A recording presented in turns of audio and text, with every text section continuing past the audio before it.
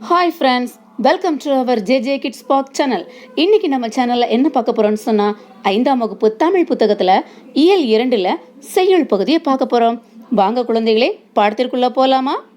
குழந்தைகளே, இன்றைக்கு நம்ம பார்க்க போகிற செய்யுள் பகுதி மூதுரையிலிருந்து கொடுக்கப்பட்டிருக்குது. இந்நூலை எழுதியவர் ஔவையார். ஔவையாரை பற்றி நீங்கள் கண்டிப்பாக தெரிஞ்சிருக்கணும்.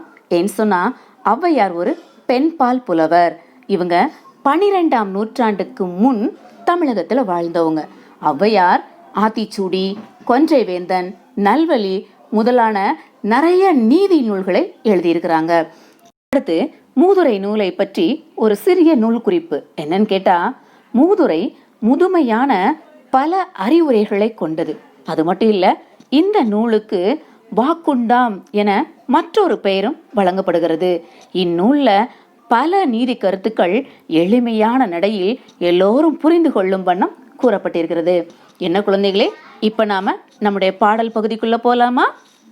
அடக்கம் உடையார் அறிவிலர் என்றெண்ணி கடக்க கருதவும் வேண்டா, மடைத்தலையில் ஓடுமீன் ஓட உருமீன் வருமளவும் வாடி இருக்குமாம் கொக்கு. குழந்தைகளே, இந்த மூதுரை பாடல் பகுதிக்கான பொருள் விளக்கத்தை நாம் கீழிருந்து மேலாக கற்றுக்கொண்டால் எளிமையாக இருக்கும். அதாவது கடைசி 2 வரிகளுக்கான பொருள் விளக்கத்தை கற்றுக்கொண்டு அதன் பின் முதல் 2 வரிக்கான பொருள் விளக்கத்தை கற்றுக்கொண்டால் உங்களுக்கு எளிமையாக இருக்கும். மடைத்தலையில் ஓடுமீன் ஓட உருமீன் வருமளவும் வாடி இருக்குமாம் கொக்கு. குழந்தைகளே, மடைத்தலையில் ஓடுமீன் ஓட, மடைத்தலை என்று சொன்னால் நீர் பாயும் வழி என்று பொருள். அதாவது இந்த நீர் பாயும் வழியில் சிறிய சிறிய மீன்கள் என்ன செய்யும்? அந்த நீரில் நீந்தி போய்கிட்டே இருக்கும். உருமீன் வருமளவும், உருமீன் என்று சொன்னால் பெரிய மீன் என்று பொருள். இந்த பெரிய மீன் வர்ற வரைக்கும் வாடி இருக்குமாம் கொக்கு. அதாவது இந்த நீர் பாயக்கூடிய வழியில் சிறிய சிறிய மீன்கள் அந்த நீரில் நீந்தி போய்கிட்டே இருந்தாலும் இந்த கொக்கானது தனக்கு இரையாக கூடிய பெரிய மீன் வர்ற வரைக்கும் அந்த கரையிலே ஏக்கத்தோடு பொறுமையா காத்து கொண்டு இருக்குமா. இதுதான் ஆசிரியர் இந்த பாடலின் வழியை நமக்கு கற்றுக் கொடுக்குறாங்க. இப்ப நாம முதல் 2 வரிகளுக்கான பொருள் விளக்கத்தை கற்றுக்கொள்வோமா? அடக்கம் உடையார் அறிவிலர் என்றெண்ணி, அதாவது அடக்கம் என்று சொன்னால் பணிவு என்று பொருள். அறிவிலர் என்று சொன்னால் அறிவு இல்லாதவர் என்று பொருள். அதாவது பணிவுடையவர்கள், ரொம்ப அறிவானவங்க, ரொம்ப பொறுமையா அன்பா கீழ்ப்படிதலோட இருப்பாங்க. இவங்களெல்லாம் பார்த்து அறிவில்லாதவங்க, இவங்களால என்ன முடியும் அப்படின்னு சொல்லி நாம நினைக்க கூடாது. கடக்க கருதவும் வேண்டா. கடக்க என்று சொன்னால் வெல்ல என்று பொருள்.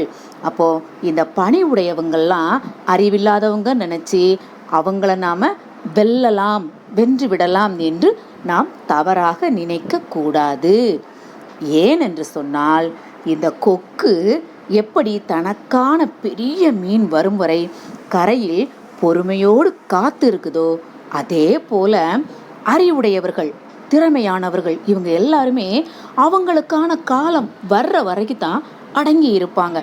அவங்களுக்கான வாய்ப்பு காலம் கைகூடி வந்துருச்சு அப்படின்னு சொன்னா அவங்களுடைய திறமையை முழுவதுமாக பயன்படுத்தி செயல்பட ஆரம்பிச்சிருவாங்க. அவங்கள போய் நாம வென்று விடலாம் என்று நினைக்கிறது தவறு என்று ஔவை பாட்டி சொல்றாங்க. என்ன குழந்தைகளே, இது நம்முடைய வாழ்க்கைக்கான ஒரு ரகசியம். நீங்களும் இதை பின்பற்றுவீங்களா? கண்டிப்பா நீங்களும் ஜெயிக்கலாம். அடுத்து நம்ம பார்க்க போறது உங்களுக்கான நினைவூட்டல் பயிற்சி. படிப்போம், சிந்திப்போம், எழுதுவோம். என்றெண்ணி என்ற சொல்லை பிரிக்க கிடைப்பது என்று கூட்டல் எண்ணி.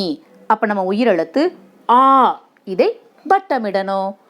மடை கூட்டல் தலை, இதை சேர்த்து எழுத கிடைக்கும் சொல் மடைத்தலை.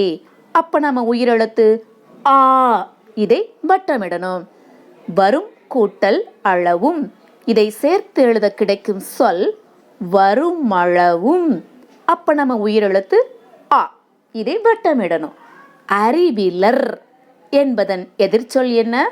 கண்டுபிடிங்க குட்டீஸ். அறிவிலர் இதனுடைய எதிர்ச்சொல் அறிவுடையவர். அப்ப நம்ம உயிரெழுத்து ஈ, இதை வட்டமிடணும்.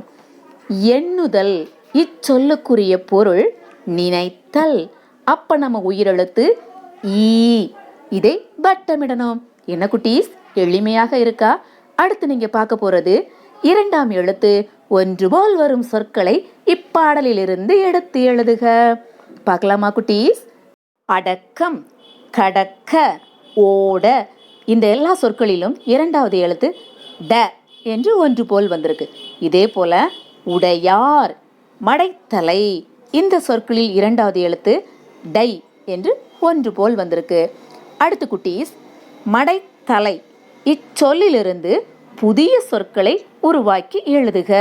இந்த மடைத்தலை, இந்த ஒரு சொல்லிலிருந்து நாம் ஒரு 4 புதிய சொற்களை உருவாக்க போறோம். எப்படி? எங்கே சொல்லுங்க பார்க்கலாம். மடை, தடை, மலை, தலை. என்ன குட்டீஸ், எளிமையாக இருக்கா? இப்ப நம்ம பாடப்பகுதியில் உள்ள சொல் பொருள் அறிக இந்த பகுதியை மீண்டுமாய் ஒரு முறை நினைவுபடுத்தி பார்ப்போமா? அடக்கம், பணிவு, கடக்க, வெல்ல, மடைத்தலை, நீர் பாயும் வழி, அறிவிலர், அறிவு இல்லாதவர், கருதவும், நினைக்கவும், உருமீன், பெரிய மீன். குழந்தைகளே, நல்லா படிச்சுக்கிட்டீங்களா? இன்றைக்கு நீங்க இந்த மூதுரை செய்யுள் பகுதியை மிக அழகா அருமையா கற்றுக்கிட்டு இருப்பீங்கன்னு நினைக்கிறேன். இந்த வீடியோ முழுவதும் நீங்க கவனமா பொறுமையா பார்த்துருந்தீங்கன்னா இப்ப மிஸ் கொடுக்கிற இந்த ஹோம்ஒர்க்கை உங்களால உடனே எழுத முடியும். இதோ உங்களுக்கான ஒரு குட்டி ஹோம்ஒர்க். அழகா விடை எழுதுங்க, அருமையா வெற்றியை பெறுங்க. ஹாய் ஃப்ரெண்ட்ஸ், இந்த வீடியோ உங்களுக்கு ரொம்ப பிடிச்சிருக்கும்னு நினைக்கிறேன். உங்க வீட்டு குழந்தைங்க இன்னும் ஆர்வமா படிக்கிறதுக்கும் இன்னும் நிறைய விஷயங்களை கற்றுக்கொள்வதற்கும் இப்பவே நீங்க நம்ம சேனலை சப்ஸ்கிரைப் பண்ணுங்க. கூடவே பெல் ஐக்கானை கிளிக் பண்ண மறந்துடாதீங்க. அன்புடன் உங்கள் ஆசிரியை. கற்போம், வாழ்வில் ஜெயிப்போம்.